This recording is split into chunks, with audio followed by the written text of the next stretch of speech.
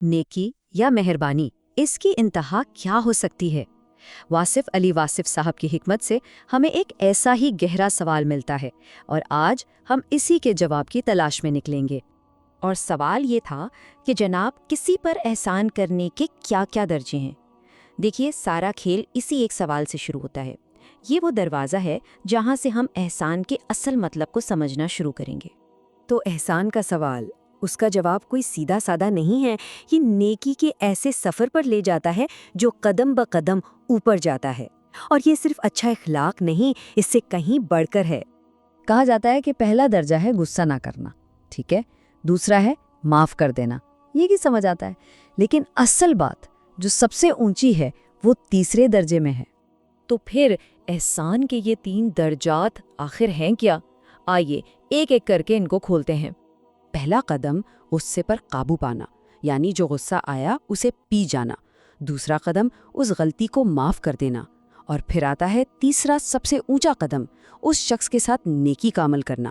یہی ہے احسان کا مکمل راستہ۔ اور یہ جو تیسرا درجہ ہے نا، احسان، یہ معافی سے بھی بہت آگے کی چیز ہے۔ مثال کے طور پر اگر کوئی چور گھر میں گھس آئے تو آپ نہ صرف اسے معاف کریں بلکہ اسے وہ چیز بھی دے دیں جس کے لیے وہ آیا تھا۔ سوچیں ذرا، یہ کتنا غیر معمولی عمل ہے۔ یعنی احسان کا مطلب ہی یہ ہے کہ آپ کا عمل اس شخص کے عمل اور اس کی نیت کے بالکل الٹ ہو، بالکل برعکس ہو۔ اچھا، اب ایک سوال ذہن میں آتا ہے کہ انسان میں یہ کمال کی صلاحیت آخر آتی کہاں سے ہے؟ یہ انسان کی پہچان کیسے بنتی ہے؟ دیکھیں، انسان اور جانور میں ایک بہت بڑا فرق ہے۔ جانور حال میں جیتا ہے، اسے نہ ماضی کی ویسی یاد ہے نہ مستقبل کی فکر، لیکن انسان ماضی کو یاد رکھتا ہے، اس کی یادیں محفوظ ہوتی ہیں اور وہ مستقبل کے بارے میں بھی سوچتا ہے۔ یہی وہ شعور ہے، وقت کا یہی احساس ہے جو ہمیں معافی اور احسان جیسی صلاحیتیں دیتا ہے۔ چلیے اس فلسفے کو اب کچھ زندہ مثالوں سے سمجھتے ہیں، ایسی کہانیاں جو احسان کو ہمارے سامنے لا کھڑا کرتی ہیں۔ ایک واقعہ ہے امام حسن کا۔ ان کے غلام سے کوئی غلطی ہو گئی، امام کو شدید غصہ آیا۔ اس وقت غلام نے قرآن کی آیت کا ایک ٹکڑا پڑھا، وَالْكَاظِمِينَ الْغَيْظَ، اور غصہ پینے والے۔ یہ سننا تھا کہ امام فوراً خاموش ہو گئے، غصہ ٹھنڈا ہو گیا۔ یہ تھا پہلا درجہ۔ غلام وہیں نہیں رکا، اس نے آیت کا اگلا حصہ پڑھا، اور لوگوں کو معاف کرنے والے۔ امام نے فوراً جواب دیا، جاؤ، میں نے تمہیں معاف کیا، لیجئے، دوسرا درجہ بھی مکمل ہو گیا۔ اور پھر آخر میں غلام نے آیت مکمل کی، اور اللہ نیکی کرنے والوں یعنی محسنین سے محبت کرتا ہے۔ اب جو امام نے کیا وہ تھا احسان کا عروج۔ انہوں نے فرمایا، جاؤ، میں نے تمہیں آزاد کیا، اور یہ رقم بھی اپنے ساتھ لے جاؤ، یعنی نہ صرف معاف کیا بلکہ انعام بھی دے دیا۔ برائی کا جواب بہترین نیکی سے، یہ ہے احسان۔ ویسے احسان کو سمجھنے کے لیے ہمیں کہیں دور جانے کی ضرورت نہیں ہے۔ یہ بالکل ویسی ہی مہربانی ہے جیسی والدین اپنے بچوں سے کرتے ہیں۔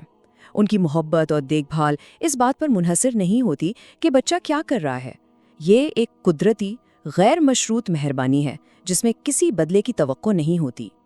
اب ہم اس گفتگو کے سب سے دلچسپ حصے کی طرف آتے ہیں۔ جب نیکی کا یہ چکر مکمل ہوتا ہے تو اس کا اصل فائدہ کسے ملتا ہے؟ احسان کی ایک اور گہری تعریف یہ ہے کہ آپ کسی کے برے عمل کی یاد کو اپنے اندر سے مٹا کر اس کی جگہ ایک اچھا تصور بٹھا لیں، تاکہ جب بھی وہ شخص یاد آئے ایک مثبت احساس پیدا ہو۔ تو سوال یہ ہے کہ اس سارے عمل کا، اس عظیم نیکی کا اصل فائدہ اٹھانے والا کون ہے؟ صرف ایک، اور جواب یہ ہے کہ احسان کرنے والا دراصل کسی اور پر نہیں، اپنے آپ پر احسان کرتا ہے۔ جی ہاں، کسی اور کو معاف کرنا در حقیقت اپنے آپ کو معاف کرنا ہے۔ یہ اپنی ہی روح سے غصے، نفرت اور منفی سوچ کے اس بوجھ کو اتار پھینکنا ہے جو ہمیں اندر ہی اندر کھاتا رہتا ہے۔ اصل سکون اور آزادی تو معاف کرنے والے کو ملتی ہے۔